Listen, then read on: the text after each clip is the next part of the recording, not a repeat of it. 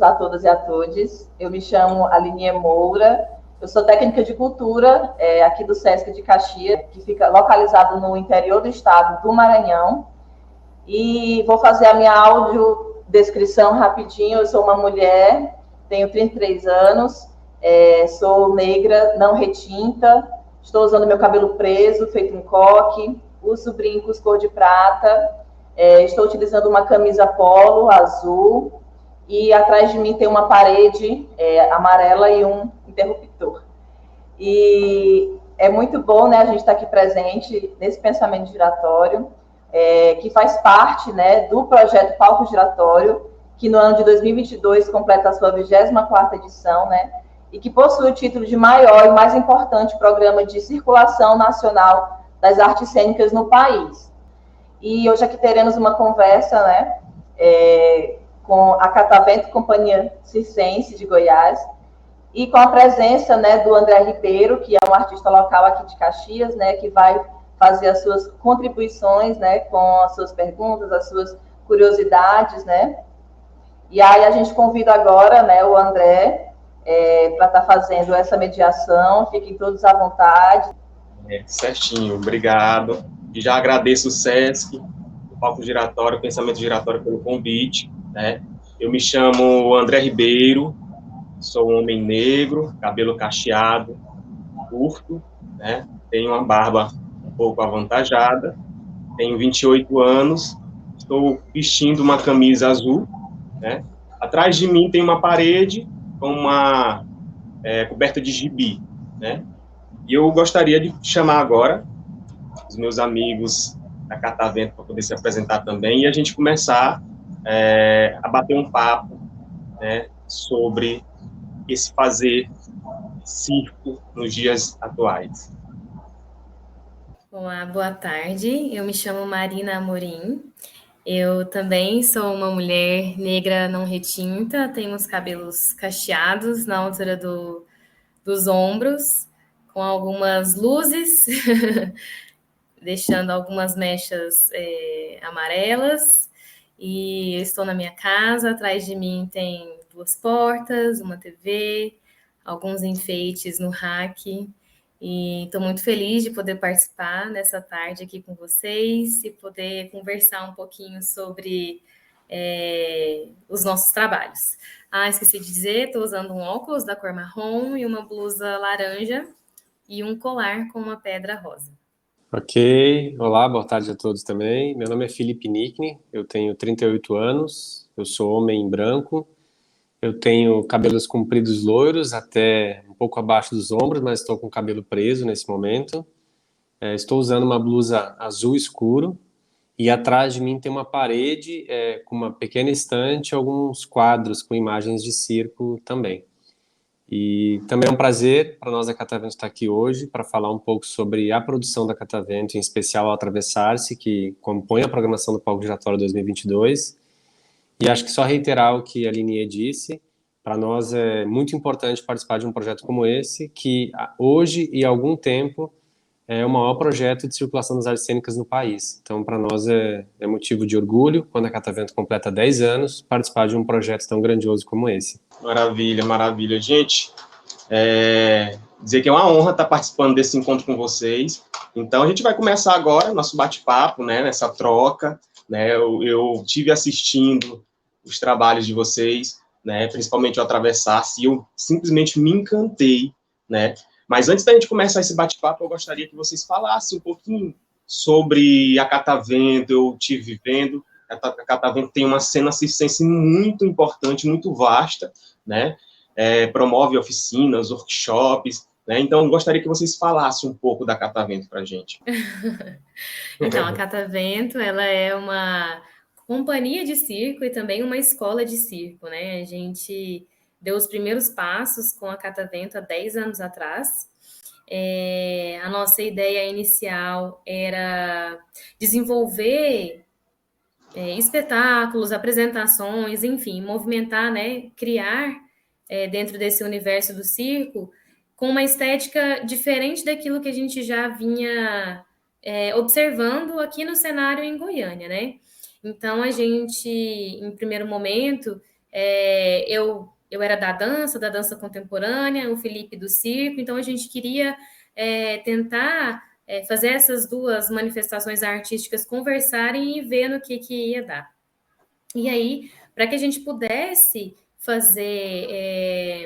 realizar, né, esse sonho de fazer essa produção circense de uma forma diferente, a gente precisava de algum tipo de financiamento, então foi que a gente decidiu oferecer as aulas, né, de acrobacias aéreas, primeiramente de tecido acrobático, para que a gente pudesse ter uma espécie de financiamento autônomo, né, independente, para que a gente pudesse ir realizando aos poucos o nosso desejo artístico. E aí, né, as aulas foram dando muito certo, a gente foi, além de oferecer aulas, a gente chama de como se fossem aulas amadoras, mas na verdade é de uma iniciação circense, né, para todas as pessoas que quiserem aprender circo, desde a infância, a juventude, a fase adulta, a gente abraça essas pessoas e mostra para elas que é possível sim fazer circo, independente de experiência prévia ou não. Junto com isso, a gente começou a produzir os nossos espetáculos, os nossos números, aí a gente foi caminhando aos poucos, até que a gente conseguiu também realizar um outro sonho, que é de oferecer uma formação artística, né? Que a gente chama de NUFAC, que é o Núcleo de Formação Ampliada para o Artista de Circo, e a gente, com essa iniciativa, muitos artistas do Brasil inteiro vieram para Catavento para se formar com a gente. Juntamente, paralelo a isso, também tem as ofertas dos workshops, que a gente oferece não só para o Brasil, né, mas também para outros países hoje em dia. Então, a gente fala que a Catavento, ela é uma espécie de um guarda-chuva, né? Por baixo desse guarda-chuva, né? Cada bracinho ali do guarda-chuva é uma ação da Catavento que faz a gente trabalhar e expandir mais os horizontes, assim. Sim, pode falar, Felipe. Só rapidamente, André, assim, complementaria uma coisa importante disso que a Marina trouxe, assim, que eu acho que importante dizer, talvez, que os últimos trabalhos da Catavento, né, a gente estreou ano passado Atravessar-se, que é o curta-metragem que está no palco giratório, e Sim. também estreamos um espetáculo no final do ano, presencial, o Hiato, que eu acho que são os dois trabalhos mais recentes da Catavento do último ano, e que talvez comecem a expressar um pouco essa estética, essa identidade, essa organização do trabalho que a gente tanto buscou, né? E dizer que nesses 10 anos de Catavento, né, a gente gosta muito do exemplo que a Marina deu do guarda-chuva, porque ele é uma grande armadura que por baixo dele é uma série de projetos, como se fossem pilares que sustentam o projeto chamado Catavento, né? E das 3 turmas do NUFAC que a gente fez de 2018 para cá, ou seja, um projeto extremamente recente, a gente já teve resultados impressionantes, assim, né? Atualmente a gente tem 2 alunos que estão na Bélgica, em Bruxelas, numa das melhores escolas de circo do mundo, que é a Isaac, e são alunos que saíram desse projeto NUFAC que a Marina mencionou, né? Então é só para a gente ter uma dimensão um pouco do que é o trabalho da Catavento assim hoje, né? E se tudo der certo, inclusive em parceria com o SESC no ano que vem, nós vamos realizar o primeiro Festival Internacional de Circo em Goiânia. É uma coisa que é muito legal de dizer isso, porque é fora do eixo de São Paulo. Então, tem tudo para ser um festival de grande dimensão, produzido por uma companhia como a Catavento, fora do eixo de São Paulo e com uma série de parcerias que não passam pelo eixo sudeste no país. Assim. Então, acho que isso é muito importante. Massa, interessante. Em média, quantos artistas já se formaram através da escola de circo, assim, da Catavento?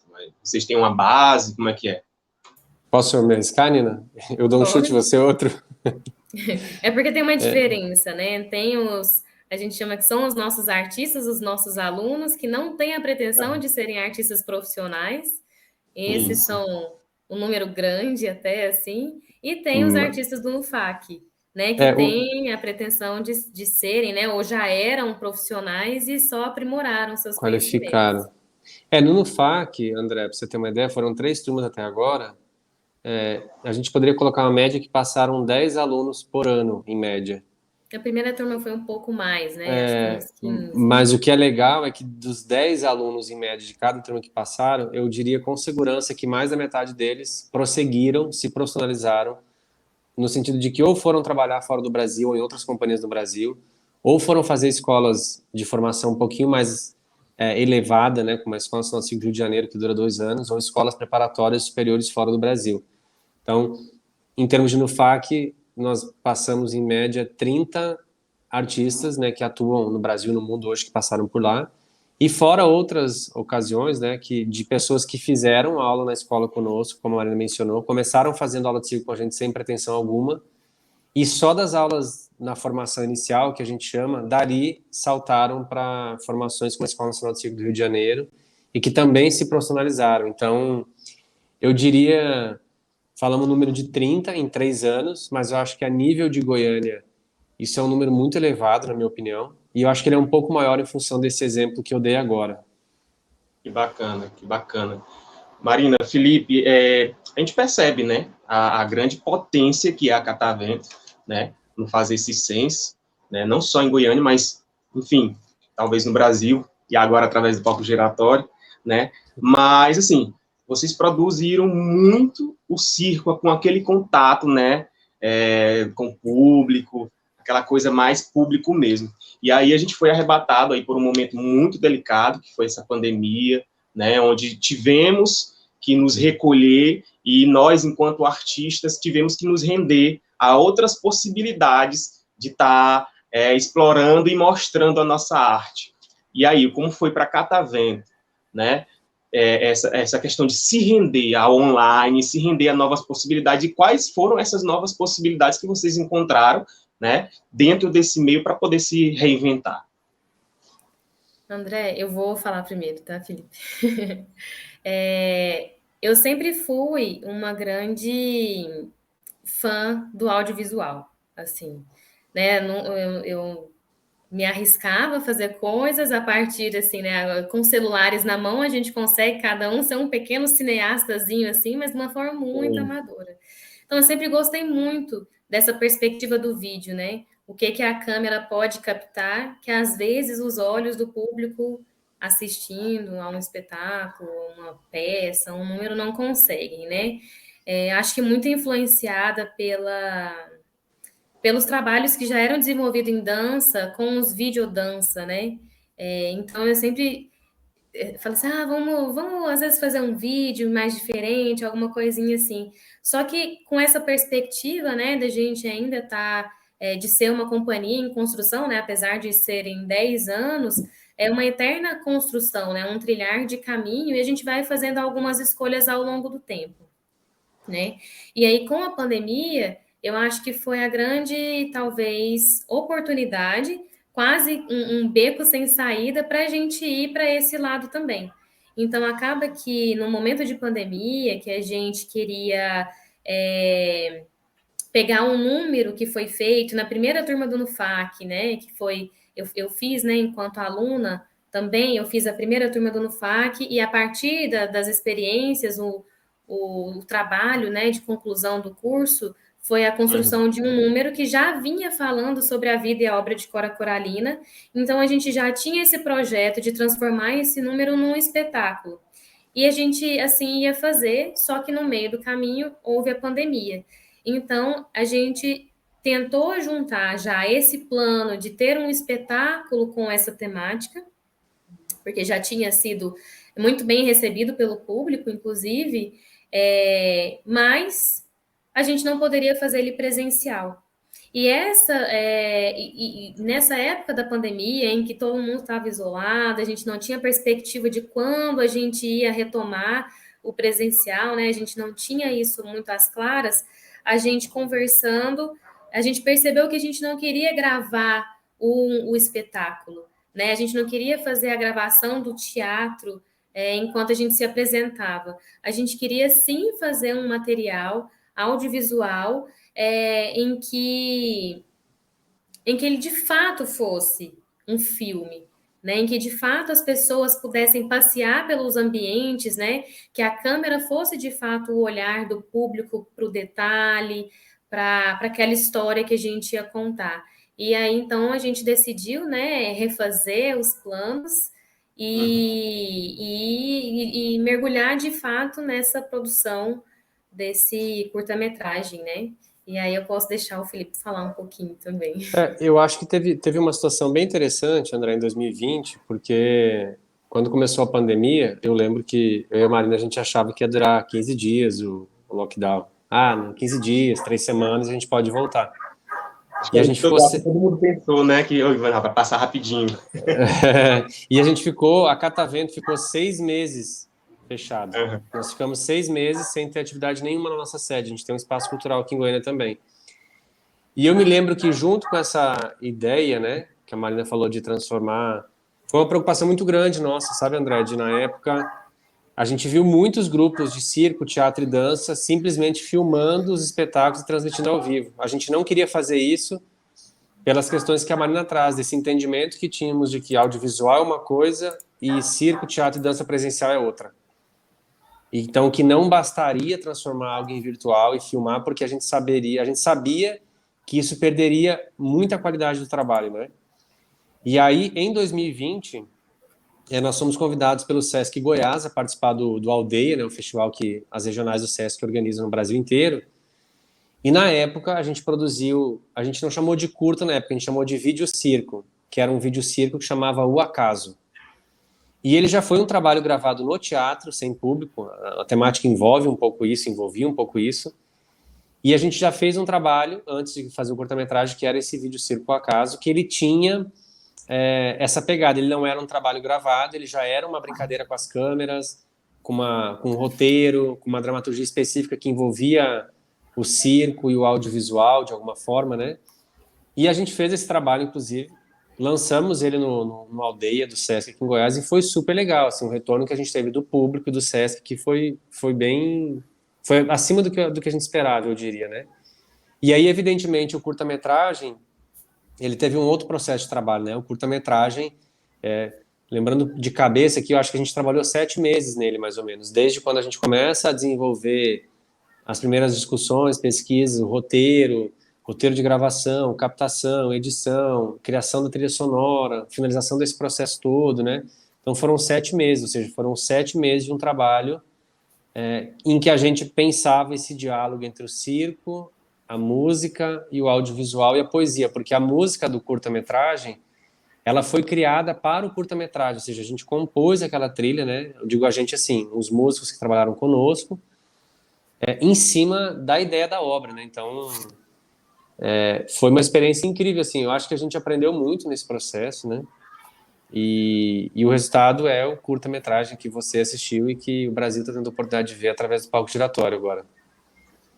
Atravessar-se, ele é de uma sensibilidade muito linda. Eu estive assistindo a poesia, né, o conjunto, e aí eu observando, vi as cenas se mesclavam. Ora vocês gravaram, tiveram as locações externas, e outra, vocês pegaram um ambiente, eu acredito que era um galpão, um circo, alguma coisa.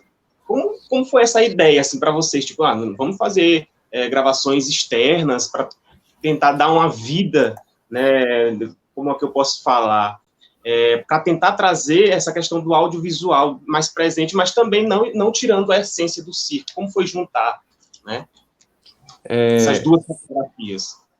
Então, rapidinho, André, também. Teve uma questão importante disso, quando a gente estava construindo o roteiro, a gente chegou a ter algumas ideias de fazer a gravação dos números de circo, ou das cenas que tem mais circo de fato, que é o arame e a lira que a Marina faz, em ambiente aberto. Mas na construção do roteiro, qual que era a nossa preocupação com isso? Gravar uma cena dessa na cidade de Goiás, que é a cidade de Cora Coralina. A gente teve um receio de gravar isso em lugar aberto, essas cenas específicas, numa cidade que é tão potente como a cidade de Goiás também, a gente teve um receio de não dar conta dessa narrativa no sentido de ter muita informação e muito estímulo, percebe?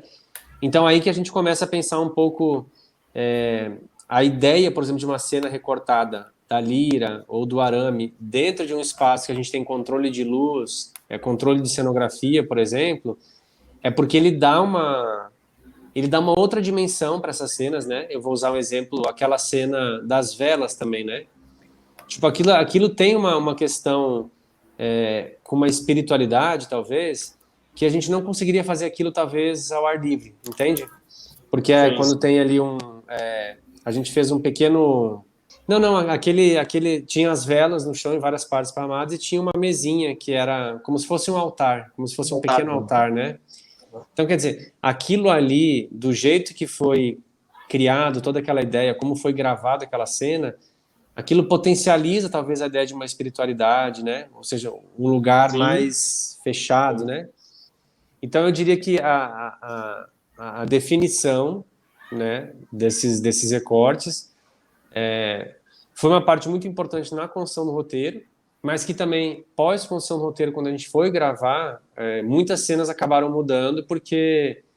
E aí talvez isso, né? Somos um grupo de circo que foi para o cinema.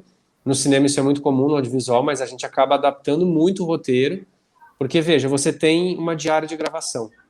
Então, de repente, tem uma cena que você imaginou que você queria fazer que não vai dar certo, você não tem a oportunidade de queimar mais uma diária no dia seguinte para tentar fazer algo. Você precisa resolver a questão, né? Porque isso envolve uma questão direta com o custo de produção de um trabalho desse, né? Então, não sei, a Marina deve ter coisa para complementar também, né? Sim. Eu acho que entre as gravações externas, né, e as, entre aspas, internas, o que acontece é que a gente quis trazer para a cena, né, para o vídeo, muito das poesias da Cora. Quando você vai ler as poesias dela, ela traz muita ambientação dos lugares que ela viveu. E um deles, principalmente, né, da cidade de Goiás. Então, você consegue ver ali dentro, né, do escrito dela, toda essa simplicidade do lugar que ela viveu. Então, ela se refere muito às pedras, porque na cidade de Goiás, tanto as ruas, né, o chão das ruas é feito de pedra, tanto alguns muros, né, da cidade também são feitos de pedras. Ela se refere muito ao rio que passa na frente da casa dela, que hoje a casa dela é um museu, né, que a gente pode fazer a visitação e conhecer mais da história dela lá, da ponte. Então tem toda essa ambientação que para uhum, nós fazia muito sentido trazer isso também para o vídeo, né, para o curta. Então, nessa construção do roteiro, também a gente se preocupou nisso, porque no curta-metragem a gente não tem as poesias da Cora escritas ou faladas ou declamadas, né? A poesia dela aparece dentro da ambientação das cenas, né? Aparece nos números, Rio aparece Vermelho, em cada detalhe. Né? Então, é essa a questão. E junto com o Felipe, junto com o que o Felipe falou, né, dessas dificuldades, né, da gente montar um equipamento aéreo no ambiente externo e outras coisas, tiveram alguns detalhes que somente num estúdio a gente poderia fazer. E o estúdio foi a sede da Catavento, né? A gente fechou as paredes com cortinas pretas, a gente tentou ao máximo transformar um espaço que é um galpão, né, amplo, num estúdio de gravação. E o resultado tá aí para todo mundo ver. eu acredito que a Catavento se rendeu, né, muito bem, inclusive, Uhum. né, a se fazer essas novas possibilidades, né, mas e como é que fica a partir de agora, por exemplo, vocês costumam oferecer cursos do circo tradicional, né, workshops, e agora com o vídeo circo, com o audiovisual, vocês pensam, de repente, num workshop embasado nisso, como é que fica? André, eu acho que uma coisa que eu conversava muito com a Marina, assim, né? Eu acho que precisa de muita sensibilidade para olhar para o momento que a gente viveu e que a gente ainda está vivendo, né? No país, porque a gente ainda não saiu dessa situação. Mas eu me lembro exatamente, assim, André, de uma conversa que eu vi, acho que no ano passado, sobre a questão da pandemia, inclusive dos principais veículos de imprensa, colocando a questão de como ficam os cinemas, os teatros, os circos, né? Ou seja, os lugares de aglomeração após a pandemia, tendo em vista que o online veio com tudo, né? E aí eu me Isso. lembro de uma resposta que eu gosto muito, que é nós somos sujeitos sociais por natureza, a gente precisa de contato. Então, por que eu estou contextualizando isso? Porque eu acho que, diferentemente do que muitas pessoas imaginaram para o pós-pandemia, eu acho que tem uma série de exemplos que a gente pode dar, Mas a experiência que a gente tem acompanhado aqui em Goiânia, e a nível de Brasil, é que a maioria dos trabalhos que voltaram presenciais, cinemas, teatros, espetáculos que estão circulando, estão, tipo assim, esgotando ingressos num prazo que antes a gente não via acontecer, porque as pessoas precisam disso, né? Então, eu estou dizendo isso porque eu acho que talvez para nós da Catavento, o que fica disso tudo? Primeiro, o que é mais importante é que, sim, nós conseguimos atravessar esse momento, né? A Catavento está completando 10 anos neste momento, estamos com muitos projetos, estamos no palco giratório em 2022, né? A gente segue com os nossos projetos, evidentemente com uma reflexão sobre o que foi esse período, né? Estamos propondo fazer um festival presencial no ano que vem, mas dentro do festival há uma ideia de que tem uma categoria para vídeo circo dentro do festival, que é uma coisa que a gente tem fomentado, né? Mas a gente segue com os projetos, né? A ideia de retomar o NUFAC de novo, a depender de financiamentos das leis de incentivo à cultura aqui no estado de Goiás. Mas o que eu acho que fica para a gente, principalmente, é de uma descoberta de outras formas e possibilidades de se fazer circo, né? Então, eu diria que, nesse sentido, eu acho que o audiovisual e o cinema, ele surgiu como uma possibilidade para Catavento e eu acho que essa possibilidade não vai embora. A gente tem pretensão de desenvolver outros filmes, outros curtas ou longas-metragens a partir do circo, né? A partir dessa estética e desse olhar do circo sobre o universo das artes de modo geral e a sociedade, né?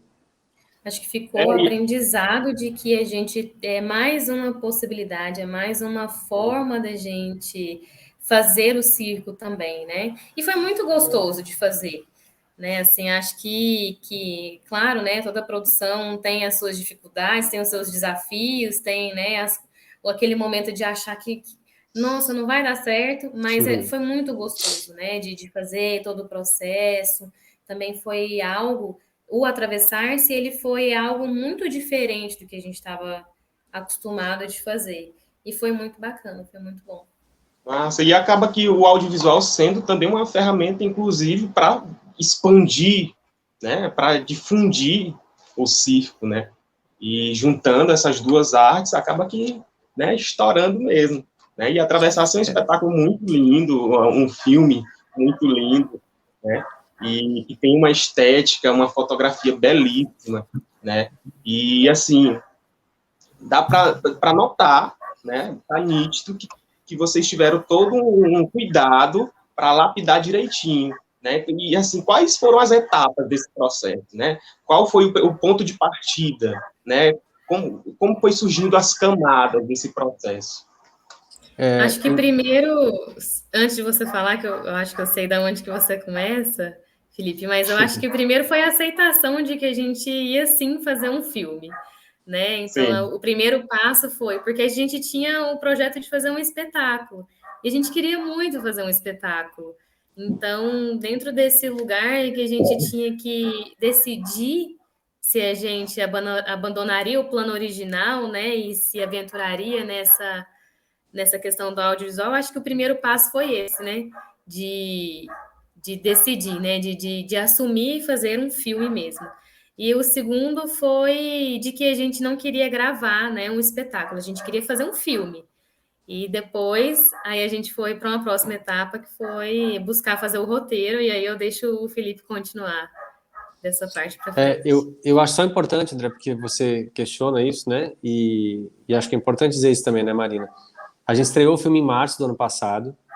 Desde que ele estreou, a gente participou de um festival de cinema, já. Nós somos premiados também no edital, o primeiro edital da Qualicult, né? Edital de Cultura do Rio de Janeiro, de uma corporação de saúde, né? E estamos, nesse momento, fazendo exibição do curta-metragem em 20 escolas da rede municipal de Goiânia, no EJA, que é a modalidade de educação de jovens e adultos, né?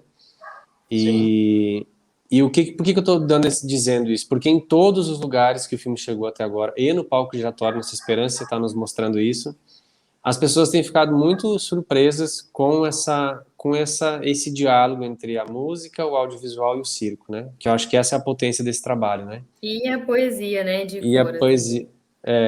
Então, assim, eu acho que ele surpreendeu, né? Muito, assim, em todos os lugares que o filme foi exibido, a gente teve um retorno muito gratificante, assim, desse trabalho, né? E acho que é legal ressaltar, porque inclusive essa semana no palco giratório vai acontecer isso. São 3 dias de exibição. No dia do meio, que é o segundo dia da próxima semana, ele vai ser exibido com audiodescrição. E quando o filme estreou ano passado em Goiânia, a gente fez uma estreia simultânea. Estava sendo transmitido pelo canal da Catavento o vídeo sem audiodescrição e pelo canal do Sebrave, que é uma instituição que trabalha com esse público aqui em Goiânia, em Goiás, né, uma instituição vinculada ao estado de Goiás. A gente fez uma transmissão com audiodescrição.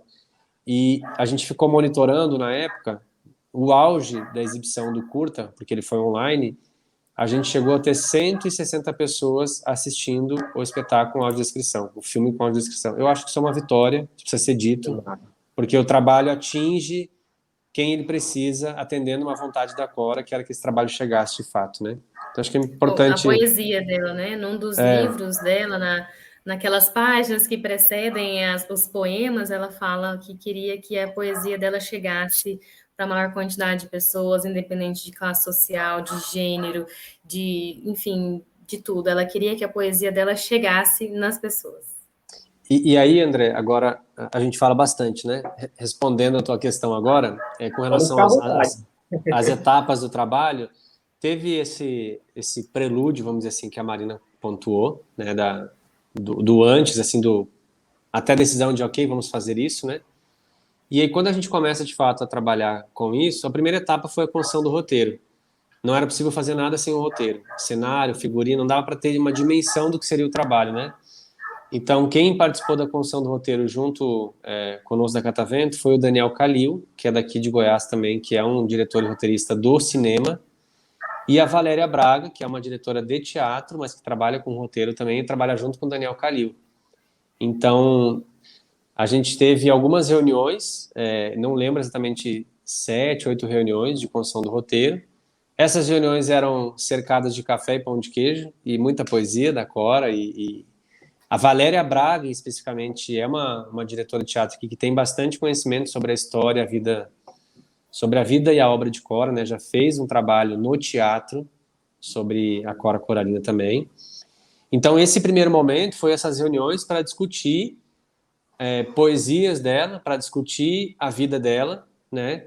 E começar a delimitar disso tudo que é a vida e a obra dela, o que nós gostaríamos de transpor, ou seja, de levar para esse universo dessa produção, né? Então eu me lembro assim, a gente olhava para algumas poesias que fizessem mais sentido para a gente dentro daquilo que a gente estava buscando. Então o primeiro momento foi essa construção do roteiro, a partir dessa dinâmica dos encontros. Havia um intervalo entre os encontros para que a gente pudesse buscar referências, ler mais coisas, né? E aí a gente foi apresentando. Eu me lembro que a gente apresentou 3 versões do roteiro. Tinha o roteiro 1, 2 e 3, ou seja, que aí a gente foi lapidando e modificando algumas coisas, né? E aí, a partir da primeira versão do roteiro, de um primeiro esboço, a gente passou o roteiro para cenografia, para figurinista, né? E para o responsável que fez a caracterização e a maquiagem, né? E aí, a partir disso, uma coisa que eu achei muito interessante no audiovisual, no cinema, é que, veja, você tem um roteiro do filme. O roteiro de gravação é outra coisa. São coisas diferentes, né? Porque não necessariamente você grava o filme na ordem que ele acontece. Então, você constrói, uma vez que o roteiro está pronto, que você tem uma ideia do que vai ser o trabalho, você constrói um roteiro de gravação, para você organizar, do ponto de vista mais pragmático, como é que vai funcionar as etapas de gravação e de captação, né? E aí é importante dizer que antes de gravar, eu estive um final de semana com a Marina na cidade de Goiás. A gente foi para andar um pouco pela cidade, já com o roteiro em mãos, para ver os possíveis lugares onde isso aconteceria, né, a gravação e tudo mais, e também se familiarizar um pouco com a cidade, né? E aí tivemos algumas reuniões com o Daniel Calvé, que foi a pessoa que fez a captação e edição, né, para apresentar o roteiro e discutir algumas estratégias na construção do roteiro de gravação, né? Tipo, o que gravamos primeiro, o que pode ser, quais são os possíveis imprevistos que a gente pode ter, quais são as possíveis alternativas que a gente pode ter. E, para ser bem objetivo já, isso não funciona, porque você imagina um problema e aparece outro, né? Isso é muito legal. O que eu acho que foi muito legal, assim, da nossa equipe de trabalho, né, da equipe toda que estava na produção do curta-metragem, é que eu acho que não tinha ninguém quadrado, no sentido de, não, o roteiro é esse aqui, não pode mudar. Não.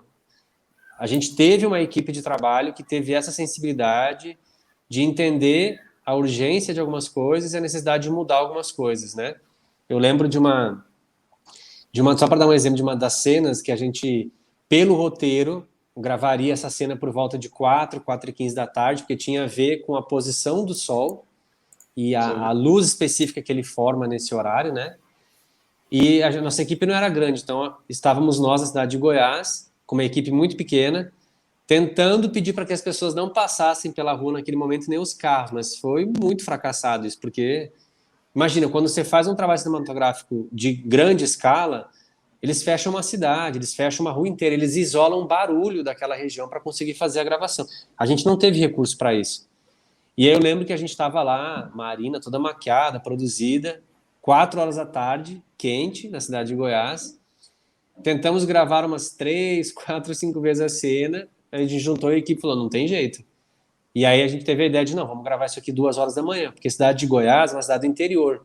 Então, quando não tem evento na cidade, 10 horas da noite você não encontra mais ninguém na rua, só os gatos e cachorro que ficam andando na cidade. Então, 2 horas da manhã a gente tinha segurança de que não ia ter ninguém passando pela rua e nem carro passando na ponte, que é onde foi gravada uma das cenas. Isso mudava bastante o roteiro, né? Muda visualmente o roteiro. E eu lembro que fizemos isso e quando a gente volta da cidade de Goiás, eu ainda lembro de ter falado com o Daniel, Calil e com a Valéria para dizer, olha, teve uma mudança bem drástica no roteiro com uma das cenas, mas... E eles foram muito legais também nessa construção, porque, tipo assim, Felipe, gravação é isso. Você tem um roteiro em mãos, você não sofre com aquilo. Não tem jeito, não tem jeito. Você precisa trocar a cena, né? Então, enfim. Então, para concluir, assim, né, teve, então, esse roteiro de captação, né? Então, aí a gente faz toda a captação do trabalho. Depois que a gente finalizou a captação, a gente teve um roteiro de edição, ou seja, apresentar um primeiro esboço, um primeiro recorte desse trabalho, e aí ele está mais ligado ao roteiro original do filme, né? E eu me lembro que com o primeiro recorte do filme, do que seria o filme, a gente teve que correr bastante com o primeiro recorte, porque aí eu entreguei esse primeiro recorte para os músicos e eles tiveram um prazo para fazer uma primeira pesquisa musical com instrumentos que tem a ver mais com Goiás, com Cerrado, para apresentar algumas ideias do que eles tiveram em termos de instrumento, de composição, melodia, né, da trilha sonora. E aí tivemos algumas reuniões também com o pessoal da música, para primeiro ver as ideias e referências, depois apresentar um primeiro esboço, fazer a finalização, gravar a trilha sonora num estúdio de gravação para fazer esqueci a palavra, não é renderizar, me fugiu a palavra agora, masterizar, acho que é equalizar o som direitinho.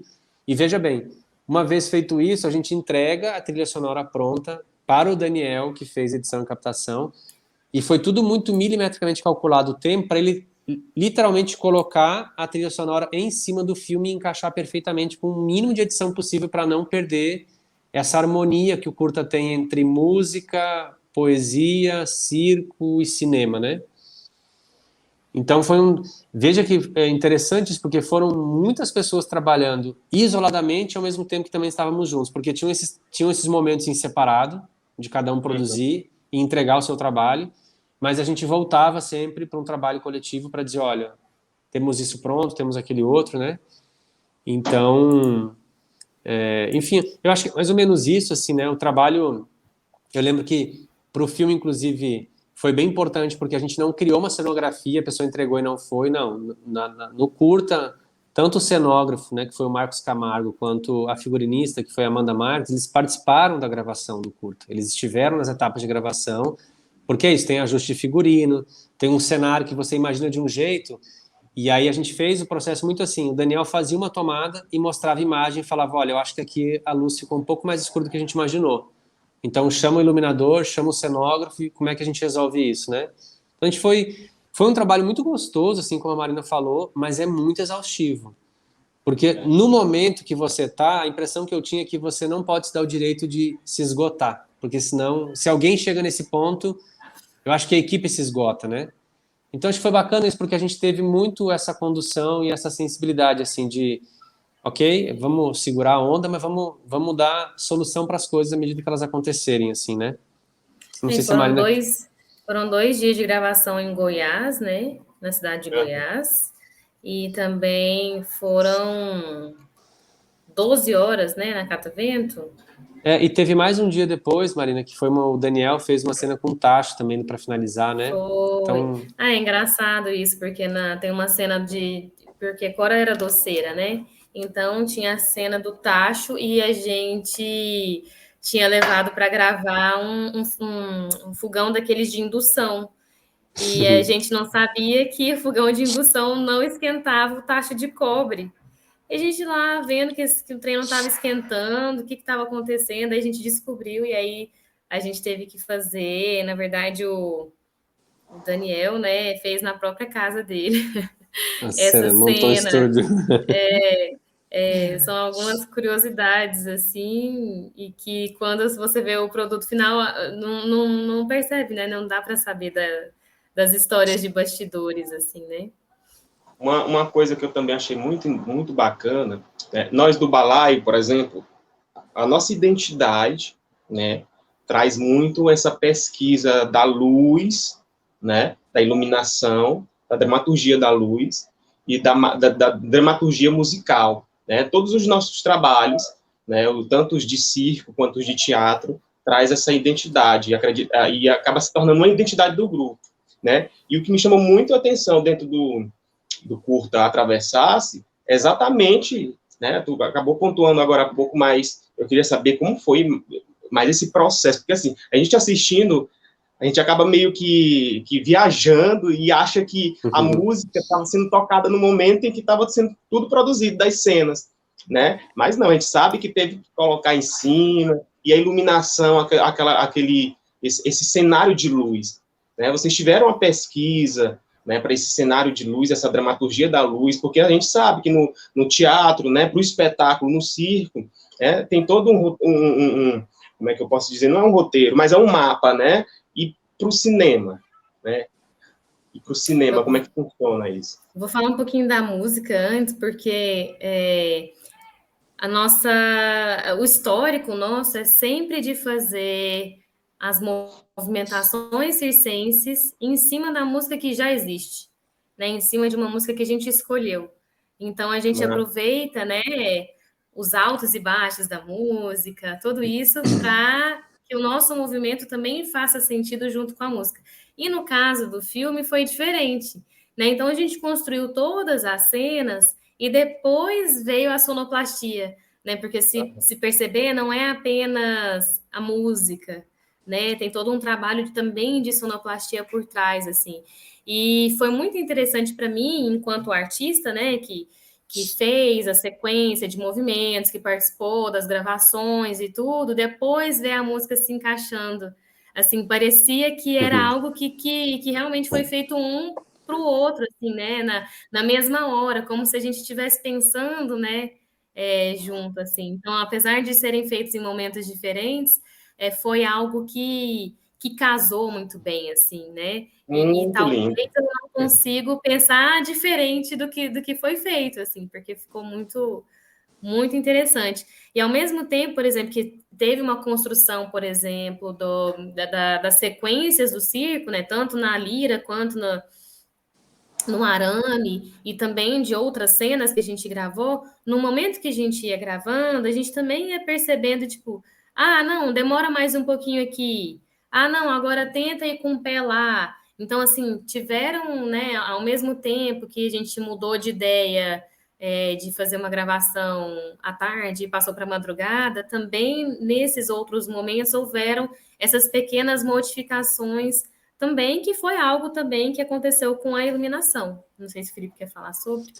Não, uma coisa que eu ia falar, André, uma experiência legal de assistir o curta é assistir ele com fone de ouvido bom, ou então quem tem a oportunidade de assistir com equipamento de som um pouco melhor, um soundbar, alguma coisa que tem mais canais assim no som, porque a cena da Marina, por exemplo, como ela bem pontuou assim, tem um momento específico da cena dela que ela faz um giro na lira e que você precisa estar com fone ou com volume mais alto ou com uma equalização boa do som, porque entra um som muito particular, assim, no momento do giro, justamente na hora que ela coloca energia no movimento. Isso é muito legal, cara, poder fazer isso, assim, sabe?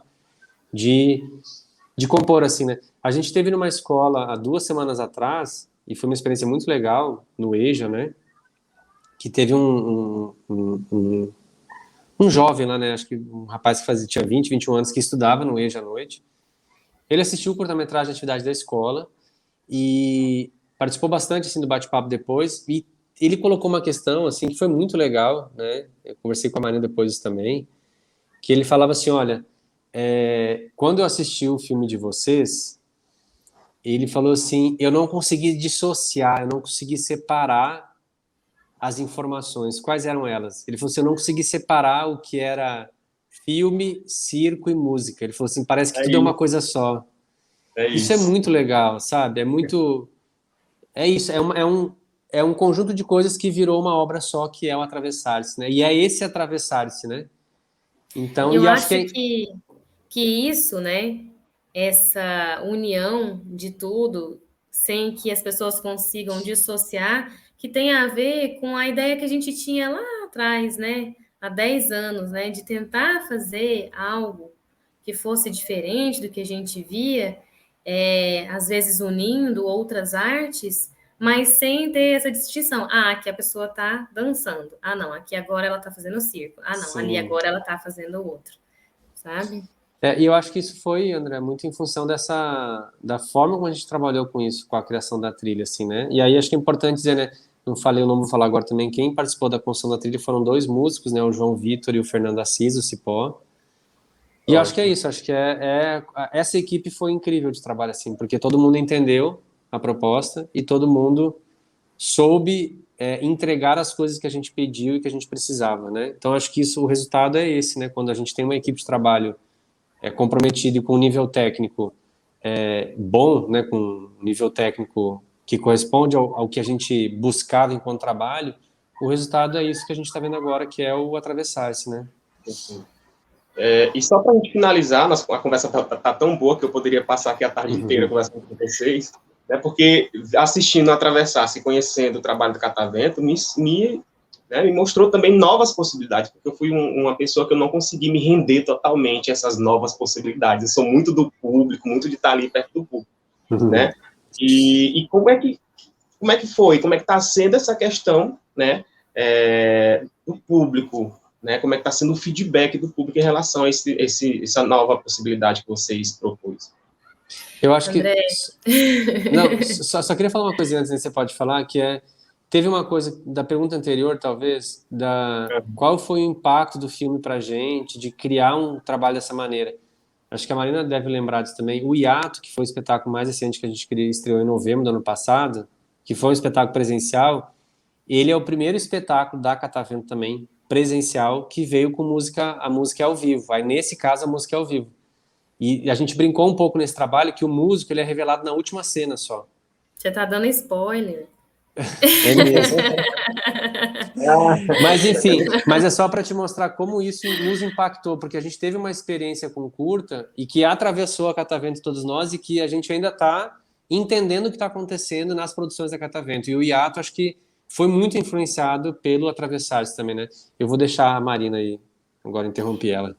Não, não. Eu acho interessante isso, porque antes a gente tinha todo um trabalho de tentar achar músicas que não eram tão conhecidas assim, né?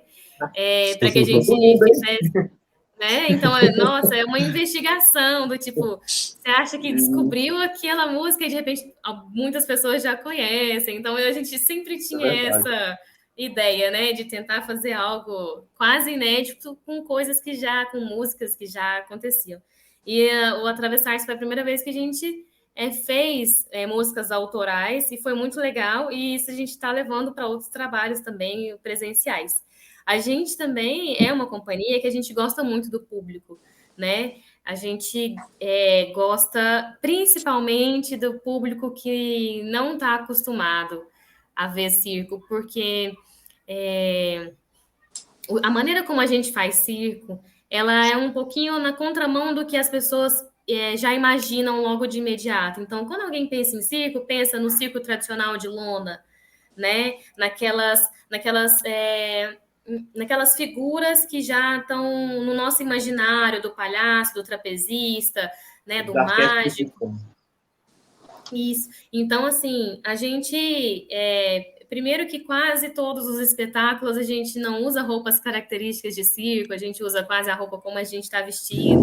Então, a gente vai quebrando um pouquinho esses paradigmas. Então, a gente gosta de atingir esse público e mostrar para eles que também é possível fazer uma coisa diferente e essa coisa ser legal, né? Então, o que acontece? Para nós não era interessante também fazer um filme e colocar no YouTube e pronto, está feito o nosso trabalho.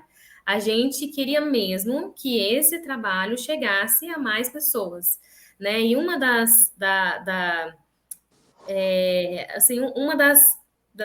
forças que está movendo a gente nessa direção é a aceitação do trabalho pelo público, que também está sendo aceito em festivais, em premiações, né? Uma das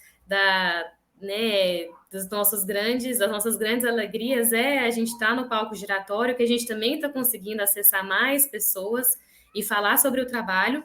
E também esse ano a gente está executando um projeto que é de levar esse filme para as escolas que têm a educação de jovens e adultos, né? A gente sabe que a educação de jovens e adultos são pessoas que já não tiveram a oportunidade de estudar no tempo previsto, né, na nossa legislação educacional. Então, elas já são desprivilegiadas de alguma forma. Então, a gente queria levar esse trabalho justamente para essas pessoas, para que elas tivessem o contato com uma obra de arte diferente daquilo que elas já estão acostumadas. E está sendo muito legal, porque nisso a gente leva o filme para as escolas e a gente dá uma aula de como o filme foi feito, é quase como essa conversa que a gente está tendo aqui. E você vê a mudança de perspectiva das pessoas com relação ao filme. E a gente vê que as pessoas têm tido uma aceitação muito grande. A gente queria, ao fazer o filme, que elas se sentissem abraçadas, principalmente porque foi feito num período em que a gente estava isolado, né, das pessoas. Então, a gente queria trazer esse aconchego, essa simplicidade, essa sensação interiorana, né, que traz esse calor, esse aconchego, essa simplicidade. Então, quando a gente conversa com as pessoas, com o público que assiste, a gente tem essa devolutiva de que é algo que eles não imaginaram no primeiro momento, é algo que trouxe um aconchego, um acolhimento e que fez eles sentirem coisas diferentes dentro assim, né? E para nós é esse o propósito da arte, que a gente possa produzir materiais e que as pessoas possam, através das suas próprias experiências, entender essa obra de arte, né? Independente se ela é online, virtual, né? Audiovisual, presencial, enfim, de alguma forma. Que lindo, gente. Olha, só queria mesmo agradecer, né? A Aline vai entrar agora. Queria agradecer por esse papo maravilhoso. Prazer em conhecê-los, prazer em conhecer o trabalho da Catavento. Estou muito feliz, né, de conhecer esse trabalho belíssimo. Atravessar-se é, sem dúvida, uma poesia mesmo, assim, musical, né, circense, né, audiovisual, que junta tudo e traz essa poesia e aproxima, né, quem está assistindo. Muito lindo de ver. Gente, parabéns pelo trabalho. Continue firme, né? Eu acho que é de artistas assim que o mundo precisa hoje em dia. Parabéns. Obrigada, André. Obrigado, André.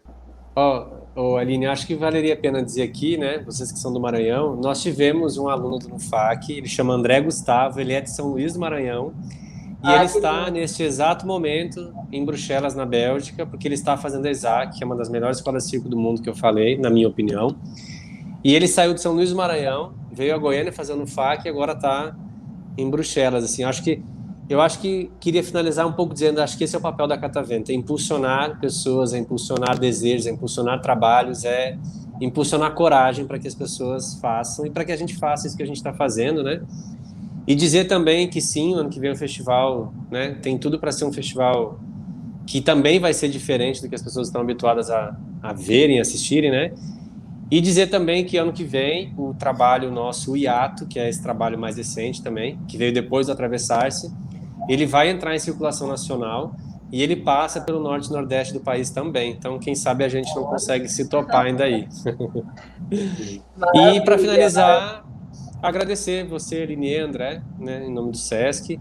Dizer de novo que para nós está sendo muito importante, um orgulho enorme fazer parte de um projeto como o Palco Giratório. A gente tem vivido experiências de trocas incríveis e que sim, estão nos provocando muito também. E eu acho que, né, acho que a gente já pode dizer isso, né, Marina? A gente não sai do palco giratório os mesmos que a gente entrou também, né? E aí eu acho que é o nosso compromisso continuar entregando coisas para a sociedade, para o público, a partir dessas provocações, desses atravessamentos que a gente vive também. Então, muito obrigado mesmo. Sim, acho que a gente não estando, né, no eixo Rio-São Paulo, só quem está fora do eixo sabe, né, dos desafios que é fazer arte e de ter a arte também impulsionada, né, por outros meios. Só a gente sabe, né, dos desafios que a gente enfrenta. Então, para nós é uma alegria muito grande poder participar do palco giratório. É uma alegria muito grande poder trocar as experiências, né? Tanto através do pensamento giratório, quanto através dos intercâmbios que a gente anda fazendo, né? Participando. Então, a gente é muito feliz, muito grato de poder compartilhar, né? Tudo aquilo que a gente vem desenvolvendo aí ao longo dos anos. Então, muito obrigada, Aline, André, por essa conversa gostosa, por esse momento. A gente está sempre disponível para conversar, para trocar e para produzir juntos também. Então é isso. Obrigada. Valeu, gente. Muito obrigado. Obrigada. Muito obrigada, viu? Muito obrigada mesmo.